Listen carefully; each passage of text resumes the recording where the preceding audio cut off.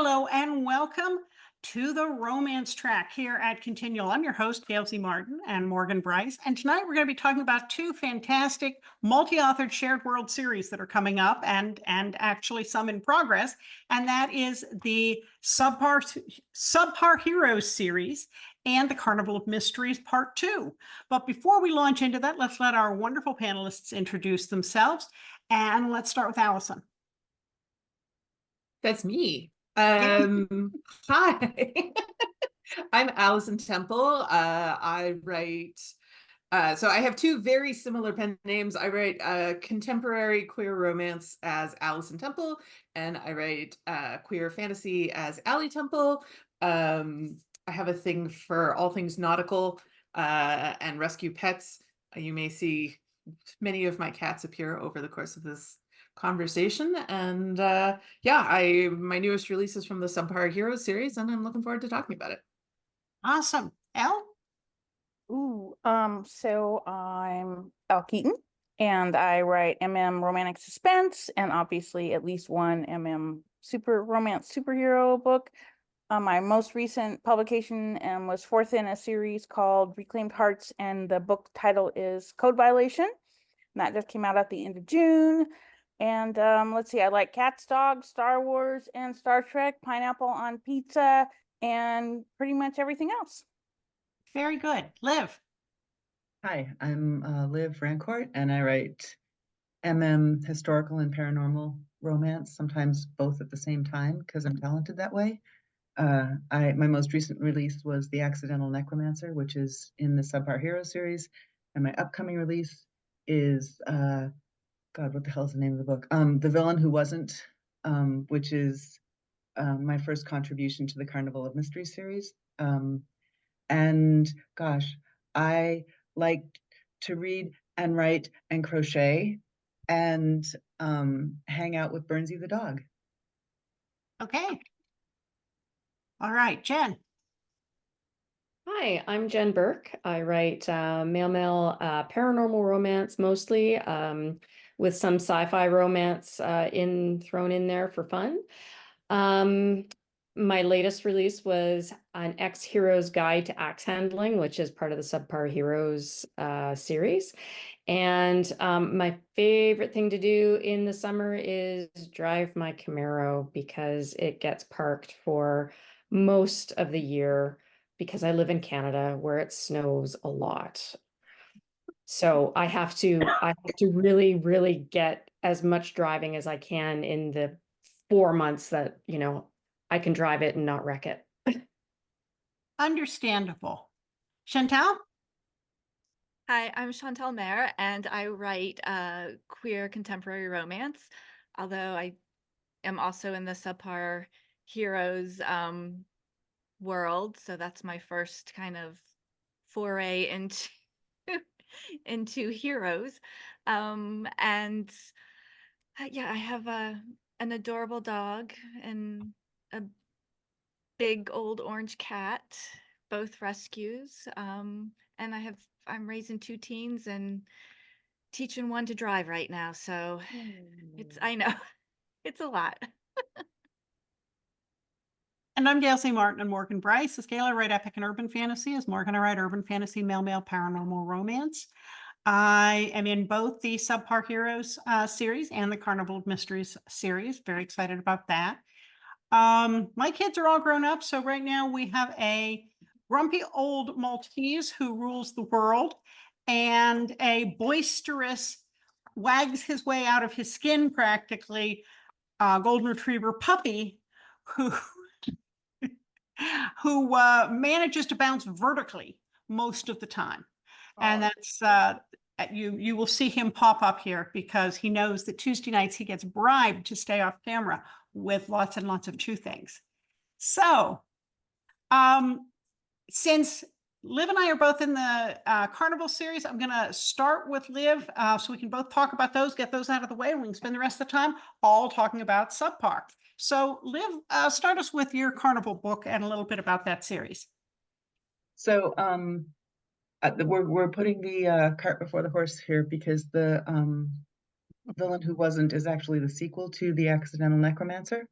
Ah, So, okay. basically, what I did was took the bad guy from Necromancer and made him the hero of villain. And Interesting. the book is, and I might have been inspired by, oh, what do you mean might? Yes, I was inspired by Jonah from, oh, what's the fourth Magpie Lord book? Where KJ took, yeah, y'all know what I I know mean. which one you mean. I just can't think of the title right now. And it's actually, I think it's my favorite of those first four books, where KJ took one of the bad guys from the third Magpie Lord book and made him the hero of his own book. And I mean, and like Lestat, who, if you like I did, read the Vampire Lestat before reading Interview, Lestat has always been my hero, and Interview Lewis is like a pain in the ass whiner. I mean, I don't even know. So I kind of wanted to take a character, and maybe it's because politics these days, like I have to believe there's good in some of these people. Some of these people are evil, but some of them there's good if I could just find what their motivation is. And so that was what was kind of running behind the villain who wasn't. And in case you needed it to be obvious, I put it in the title. Yeah, I mean, I love the premise of the Carnival of Mystery series. It is as it sounds, kind of spooky carnival that is a lot more than what it seems. And it's sort of one of those places that if you have to go there, they have to take you in. And there are all kinds of things that happen there that aren't right on the surface, and some very interesting characters that go with it. And my book so the first round, my book was Roustabout, and it had a tie into my Kings of the Mountain series. Thank you. My second book, the one I'm getting ready now, is Midnight on the Midway. And it is actually following Signs and Wonders in my Witchbane series. You don't have to have read that one to get this one, but they're basically cleaning up the mess left behind by getting rid of the big bad in Signs and Wonders. And nature, of course, a vacuum. And so, of course, a lot of little bads ran in, and now they have to clean out the little bads. And so one of the guys is a FBSI, Federal Bureau of Supernatural Investigation agent, and the other guy is a vet who happens to notice that one of his patients, who's this big dog, none of his vitals quite match dog stuff. And so he starts coming up with different formulations of medicine for him, because he doesn't realize for a while, this dog's not really a dog. And hijinks ensue. So it's a lot of fun doing that. And I'm looking forward to that book coming out in September. But back to Subpar Heroes. Elle, let's let you kick this off with the introduction, because you're our fearless leader. I guess. You don't even have to have an eye patch with fearless leader. You can be No, a I don't. leader Oh. without an eye patch. Yeah. So no, I didn't. I mean, the idea came about from a post I made, to be honest. About I just wanted to do something fun, and I do really enjoy superhero books in general anyway. Like the whole concept, it's always fun for me. I go to all the Marvel movies and stuff, and I thought, well, wouldn't it be fun if we were able to, if we could write about, just hapless heroes, really, like, but they still save the day. They may not be perfect, but they still do it. And a bunch of people commented, and I reached out to everybody that did, and this is what we have now. Is this more than this group of people that you see here? Definitely. Just so if you're watching, I think there's 15. I don't quite remember. But my book is actually kicking off season 2, which is July 25th, and no, I'm not done yet, but that's okay. Oh, good. I feel so much better, because I'm not done either, but mine is until September. So I wasn't going to admit that, but now I feel safe. Oh, no. So I I'm not had this done yet either. plan. I had this plan. Y'all know about plans, right? If they Mhm. should be spelled differently than plan, they should start with the word F. But so I had this plan, and it involved finishing this one book, and I did finish that book, but then I got sick, and all this stuff happened, like chaos padding. Like I had a lot of chaos padding going in, but it didn't hold the bag at all. So it took me way too long to finish Code Violation, which is that book I was telling you about earlier. And then now I'm writing this one. Luckily for me, my writing process is that, and this works for pretty much every book, I have to think about it for months. It's like in my head. Like I'm not an outliner like a lot of people are. I'm definitely a pantser, but I think about it and I think about motivations for a long time before. So I had a lot of it in my head. So I was able to, like, once I sent that book in, now I was able to start in the nick of time with just like right away. And I literally probably wrote 40,000 words in just 2 weeks, which for me is super unusual, but it was here. And so now I'm just tidying it up and getting it all ready. And I'm very excited. It's usually I try to connect shared world books with a series that I have already, but I don't have any series that fits this. So this is just going to be a standalone in my author world. Nick is a kind of hapless guy, I'd say early 30s, and Doug is an ex-superhero, kind of like someone else's book that we might know about. And but he works for SPAM, which is the agency that everyone in this whole shared world has some association with. And so anyway, somebody's killing off super agents, which is, I have to have a dead body. That's like my personal motivation. And they get sent to figure out who's doing it and why and how it's happening. And I've had a lot of fun. The dialogue for this one has been really fun to write. So I'm excited for people to read it. And that comes out July 25. Okay. I'm going to back up and get Allison. So yeah, mine, my Subpar Hero title came out on June 6th. It's called My Not So Super Blind Date. I actually wrote it, unlike Elle, I was like super prepared. I wrote it in 2020 when I didn't even know the series existed. So in 2020, I, out of nowhere, it Is that a little bit of a pandemic. superpower of your own? I mean, there's gonna Yes, be yeah, that's exactly. I can't sure. tell you when. I just know that this is going to be relevant someday in the future. No, actually, I was watching in late 2019, I watched the Netflix series Russian Doll, where the main character, every time she dies, she starts over the same day again and again at her birthday party.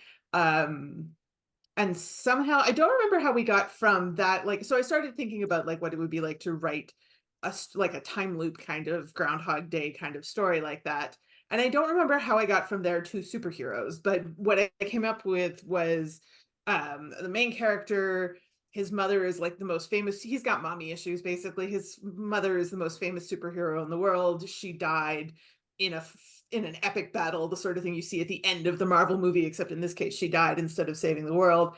And Morgan's never really lived up to her super expectations. And so he never progressed beyond like an administrative job at SPAM. And when she died, he sort of went, well, you know what, the super life isn't for me, and sort of went off to work with his stepfather, who's human, in a research capacity, like just an everyday scientist. So I wrote that in 2020, and then when I was done, I discovered, because it was the pandemic and we were all a little burnt out and tired, I didn't actually have it in me to like go back and do all of the proper super world building that's involved in a super series like that. I had plots for like a 3-book trilogy. They were going to be called Hench, Wench, and Clench.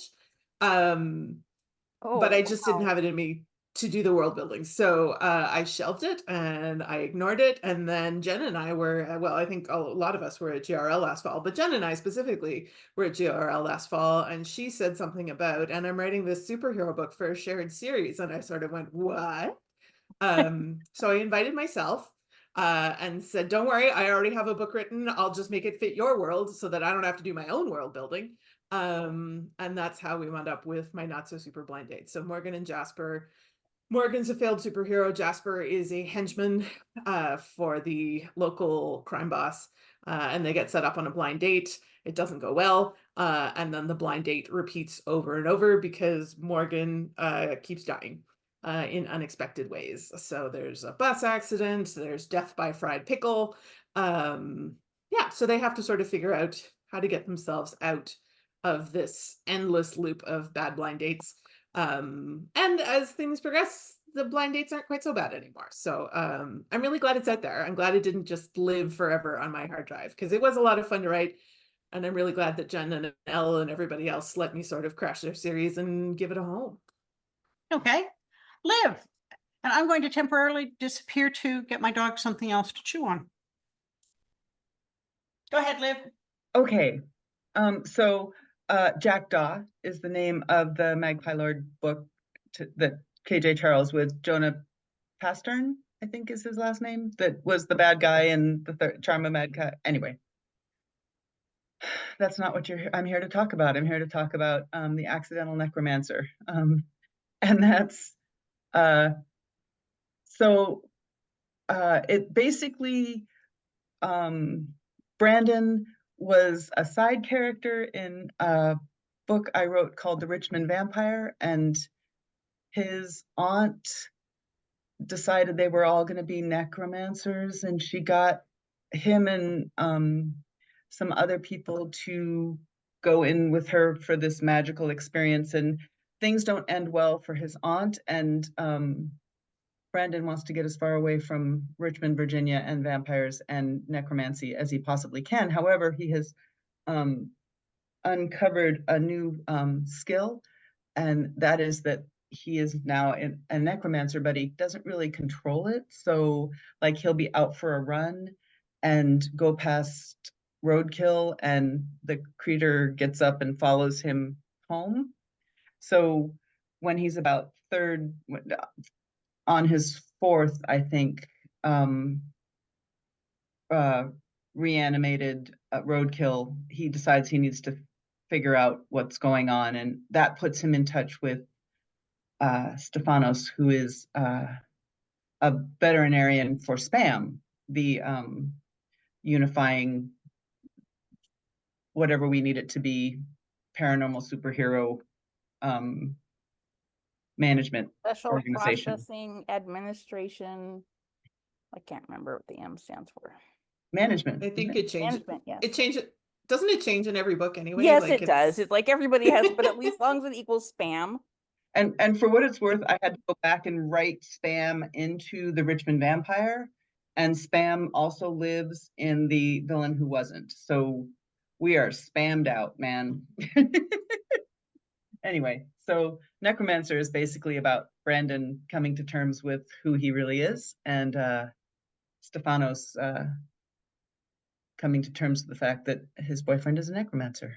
Oh, did I give the ending away? Because I mean, it's romance. You knew they were going to end up together. Anyway, this is me after a 9. Jenn? Yeah, so here's mine. So this is an ex-hero's guide to axe handling. So the heroes in it are Dev and Ward. And I had a lot of fun writing this one because I did a lot of play on the Canadian and American. So Ward is an American agent who's based in Washington, and Dev is an agent who doesn't even have a code name because they think his power is that meaningless. And he's stationed up in Nipigon, Ontario, which is Northern Ontario. I mean, there's still a lot of Ontario further north than that, but it's Northern Ontario.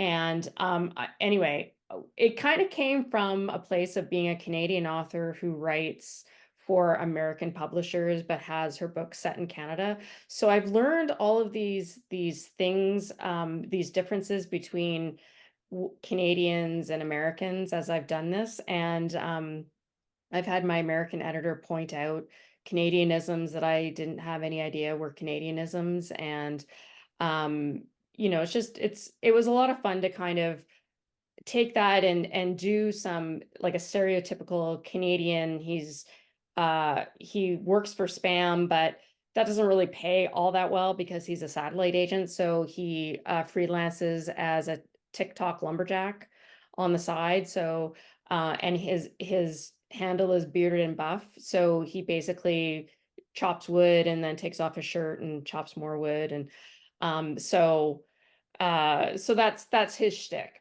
And he's a bit of a himbo, Dev. He's, he's one of these guys that is smart in the heart, but not necessarily in the head, but that's okay. Ward, on the other hand, is the epitome of grumpy. He is an ex-hero. He's the ex-hero in the title. He used to be a renowned, everybody knows his name, hero called Firefox. And about 5 years ago, he was in an incident that stole his powers. So he has no more powers. All that he's left with is the ability to kind of track unnatural fire, which is why he ends up in Nipigon, because Dev had discovered a snowbank on fire, which doesn't normally happen to snowbanks. They don't normally catch on fire. So he decided that, okay, this is a spam thing. So he got involved and called it in, and they sent Ward so that they can track down the culprit. As it turns out, it is a teenager named Hallie who basically has the powers that Ward used to have. Not related, but just that sort of parallel there. And then, so they're at that point, we kind of get into an epic road trip where they have to go from Northern Ontario to Ottawa to Washington, D.C. because they can't fly because Hallie might light the plane on fire by accident. So, you generally want to avoid that. So driving through Ontario in the middle of January, it comes with its own challenges, and they run into a lot of them. And then there's a villain from Ward's past that shows up that they have to deal with as well. So it was a lot of fun. It kind of flowed out of me like a superhero adventure where there's all these different obstacles that they have to get over. And one of the things that I really enjoyed from readers' feedback for it is that I don't really take the expected way at the end for some things, and readers really appreciated that. So yeah, so that was awesome. And your puppy really wants attention. I'm getting mauled by my dog. I'm going to try one more thing here. So Chantal, talk to us while I try to, yeah, he's a puppy. So I am, my book is Licensed to Chill, and it is, Colden is, his superpower is he makes ice cubes, like just ice cube. I mean, he was a bartender. The only job he could keep as a bartender was at his best friend's bar because he put ice in everyone's drinks. And he's grumpy, and he's from a family that his father is a very famous superhero. His brother has very awesome powers. His mom doesn't have powers, but she's like Einstein smart, so she's very involved with the government, and so he's always just kind of felt less than, and so he's got kind of a chip on his shoulder and a lot of insecurities, and so he's a recruiter in an office that's in this little teeny town in the middle of nowhere, Pennsylvania, called Eternity. And the reason he's there is because this town has the most people with superpowers per capita in the country, and but none of them want to be bothered. Like, so he's happy because he doesn't want to be bothered. He just wants to read books. He makes killer banana bread. Like, that's, like he just can't be bothered. And his office mate, who has only been, he's like new, is like really young and excited. And his power is he moves people's body parts, but like if he wants to move your right hand, maybe your left big toe moves. Like, he's just doesn't have any control over it. Anyway, so Colden is he's been called by his best friend to help with his baby brother, who is 26 and is working on this AI stuff and has been kidnapped, and so he has to save him. Like, he has to, like, they find out there is this there are these two groups of supervillains that are trying to get this AI info because they're in a contest, a supervillain contest. So there's the Boston chapter, and then there's the Delmarva chapter, and they want, if they win the contest, then they can like get into like the regional, you know, but they don't, but you know, Neo, the brother, the love interest, doesn't realize that. And so it's just so it's kind of about like Colden figuring out, and like, you know, they're going to a safe house, you know, Neo keeps getting kidnapped, and Colden has he has this group of his aunt lives with him. I'm sorry, I'm like all over the place. Sorry. Really explaining this well. Elevator pitch, this is not. But It's an adorable ramble though. yeah. That's kind of how my brain has been for the last, I don't know how many months. But Colden's aunt lives with him, and she came into her powers late in life. So her hot flashes actually cause fire. And so she's living with him because she burned her house down.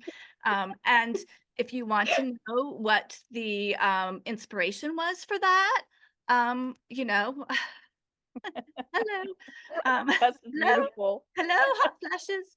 Um, so, so she has this group.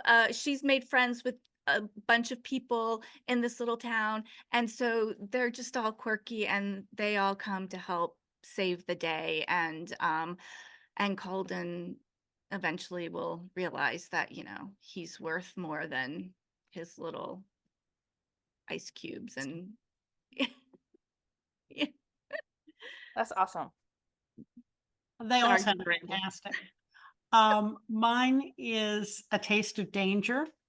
And I've got a guy who is a secret agent looking for illegal pharmaceuticals made for the enhanced metabolisms of paranormal creatures like shifters and wares and vampires, except they're done under the table. There's no regulation. They're dangerous.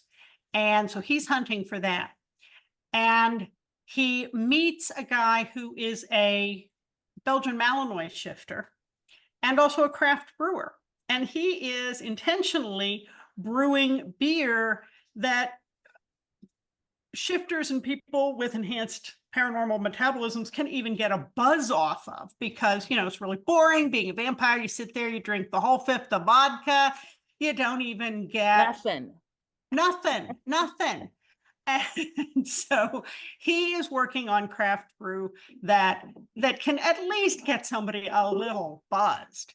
And so when my secret agent finds out about this, he's got to go investigate. And this ties into my Fox Hollow series. Fox Hollow is a small town in the Adirondacks that is a haven for misfit shifters and psychics.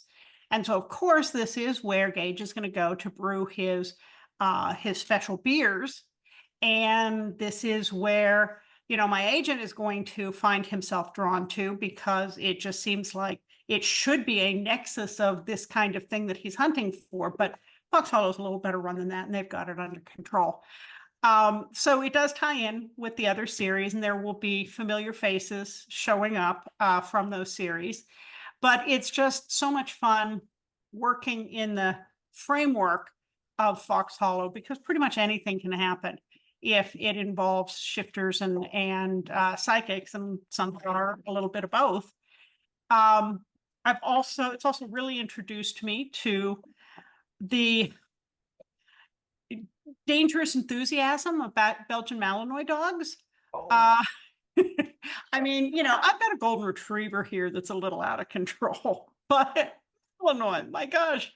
You know, these are huge dogs, and they're often used for security, but they can also be utter goofballs. They have the biggest ears in the world. And somebody showed a picture of the 6 holes in their yard. Their brand new Belgian Malinois had dug within like 2 hours, and he's sitting in the hole and it's up to here on him. So these are not insignificant holes. So I guess if you ever want to tunnel somewhere, they're also good for that. But I've learned more about the breed, and it's going to be interesting. So I'm having a lot of fun with that series as well, and just enjoying kind of seeing it all come together. Fox Hollow is based on my memories of Long Lake, New York, as it was when I used to go camping there as a kid. So it's just always fun to revisit the town, because for me it's sort of like going on vacation, and happy memory as well. Well, folks, we have blown through our time. And again, I apologize for my exuberant puppy, who is now working on something with peanut butter because I had run out of things. Normally, at this time of night, this dog is asleep on the couch. But because we're all talking, he wants to be in on the party. So he's young. Maybe the energy level will taper off. Maybe. But before we wrap up, I do want to give everybody a chance to let us know where we can find you online. And if, in addition to Subpar or Carnivals, you have something new, recent, or upcoming, please tell us about it too. And Allison. Yeah, so you can find me online, Facebook, Instagram, TikTok, and then Goodreads and BookBub and all of those places. My website is allisontemple.com, so it's easy to find. My next release is coming in October. It starts a new urban fantasy series. So this is an Alley Temple series. There's a romance in it, but it's going to take a long time to get to kissing, like books of time. So the series is called Afterlife Incorporated, and the first book is called Only Mostly Dead. And it features a newly deceased ghost in Toronto who, unfortunately, death did not get her meeting invite, and so now she is stuck trying to find her own way to cross over. And the only help that she can find is a recently unemployed Grim Reaper named Kelly, who in fact is not very interested in helping her. So they're sort of an odd couple adventure. Hopefully 3-book series, but Only Mostly Dead comes out in October. And yeah, but it's up for pre-order now on allisontemple.com. Okay, Elle. Ooh, so July 25, In the Nick of Time comes out, and then I have a little reading space. I'm gonna be at Rare if anybody is gonna be there that's watching this now. That's in September 6th, I think, in Edinburgh. And then I have 2 more books coming out this year for sure, with one in the wings. Just depends on like my mindset. Like Chantal was saying, I can't say I am super ADHD, so sometimes things just spin out of control. And I don't actually have, but I do have 2 books for sure on the docket. And one of them I can tell you, even though we haven't made the announcement yet, because I figure it'll be pretty close by the time this video comes out, is there's going to be a season 2 of the Collier's Creek small town romance series. And mine is called A Map of the World. It's the first one that's going to be coming out in the fall. The same 6 authors are going to be in it. And this one I'm picking up from my Veiled Intentions world, because I wrote a 4th book in it last year, and I introduced a new character, and who's the half brother of my main character. And he gets to go back to Wyoming, and his love interest there gets to be sorted out. And that, I believe, comes out November 11th. If that's a Tuesday, then that's when that comes out. And then I do have a holiday-ish book coming out, also related to a series, but I can't say anything about that one yet. Okay. There you go. Oh, ellekeaton.com. No www, just ellekeaton.com. All the socials, all that stuff. Okay. Liv. You can find me at livrancourt.com. I'm on Facebook. I am on Threads, Instagram. I have a TikTok account or 2 that I haven't been paying very much attention to. And everywhere I'm at some variation of Liv Rancourt, something, liv.rancourt, something. Instagram is mostly dogs and garden pictures. And my after the Carnival of Mysteries books comes out, I am part of a sort of multi-author One Hot Night in New Orleans, which will be a series of short novellas. I know. You Forgot. Another thing Elle hasn't written yet. But yeah, and that's going to actually pick up Mac and Adrienne Bellafleur, who are the main characters in The Richmond Vampire.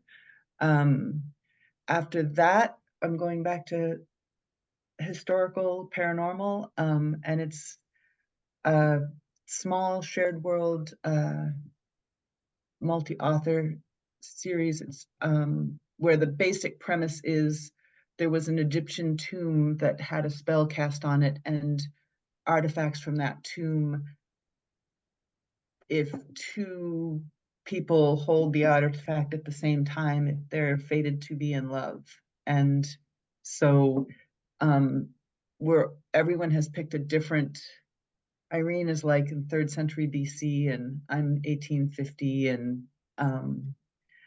yeah, there's a different time periods and then different artifacts, and but the one sort of unifying thing is that if you touch it, you fall in love.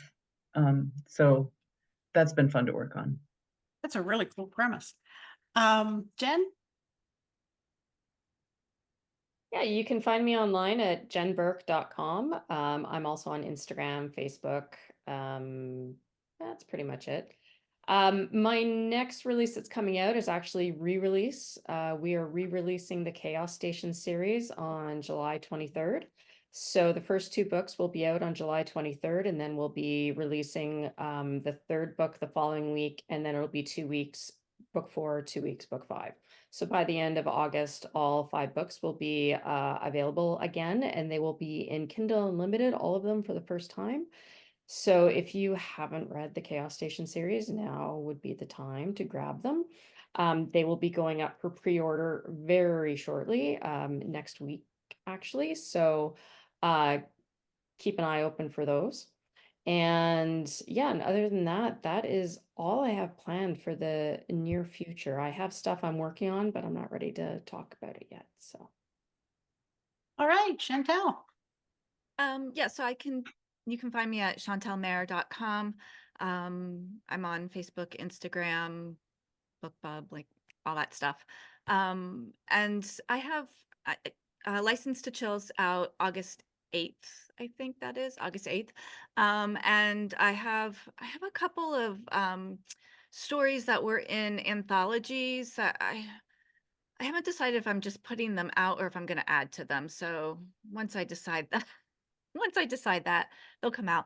And then I have a couple of projects that I'll start working on, some shared worlds and stuff, but I can't really say anything about it yet. And another charity anthology that will be out next year. Okay. And I'm pretty easy to find at gailzmartin.com, morganbrice.com. I'm on all the major socials under one or both of those names. So if you spell them right, you'll find me. A Taste of Danger comes out, I think, September 15th. That's the Subpar Heroes book. The Carnival of Mysteries book, Midnight on the Midway, comes out September 5th, I believe. And then I've also got Silent Partner, which is in my Fox Hollow series, just came out June 30th. So it is brand new. And there will be more stuff coming out after that. I just have to get through these 2 books and then we'll be home free. So thank you all so much for being here and for dealing with my rambunctious puppy. And thanks to all of you for watching and listening. There will be more romance coming up on Continual. So we'll see you online.